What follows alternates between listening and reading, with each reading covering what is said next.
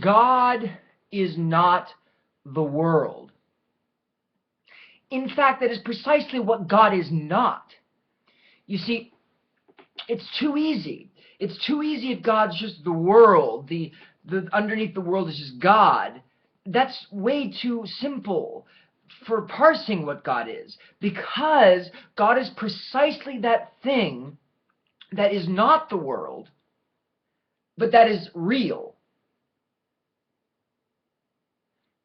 God is behind consciousness itself as a kind of radical totality, an archetype of himself, if you will, which through its archetypal truth pushes the logos through time so that the ends of consciousness can be achieved in individualized units. It's precisely the distinction between the world and God that one starts to actually really love God and understand God. Because to God, the world is just the possibility space of conscious understanding that he can move through, or that's possible to be actualized, and therefore conscious states that can choose a potential.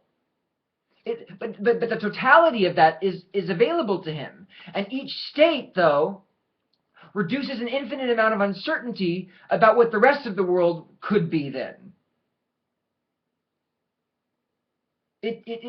Every part of the object determines every other part totally. So there's no saying exactly which part is more important to it, because every piece is infinitely determined with all the counterfactuals answered. God is not the world. The world is the thing that God determines. God is not the world. The world is the thing that God determines. And the possibility space for God, you see, is whatever vector of freedom he can understand in the world by challenging his old models of what he thought it was. God is that thing behind the world, totally immaterial. The world being kind of necessarily, ultimately material as a grounded reality object. So it's the thing that sees the material and then understands the material organization. It understands why the material looks the way it does in time. Let go of wanting to reach out constantly to the world to see God there. Yes, you can see God in the world, but only by understanding that it's behind the world showing it to you. And that the thing you're understanding is out there, determinate, not God. What God is the understanding of it.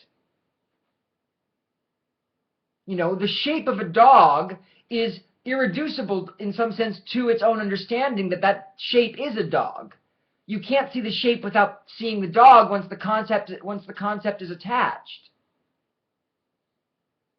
So the understanding and the material are irreducibly connected, because in some sense the material can't exist unless it's understood. Because then it just has no meaning at all. It can't have any concepts attached to it. It might as well be a formless void or a circle of potential matter. But by sculpting it with meaning, by sculpting it with God through understanding, you actually sculpt matter into form, which necessarily requires the meaning to make it real. So God is not the world. The world is the thing that God loves.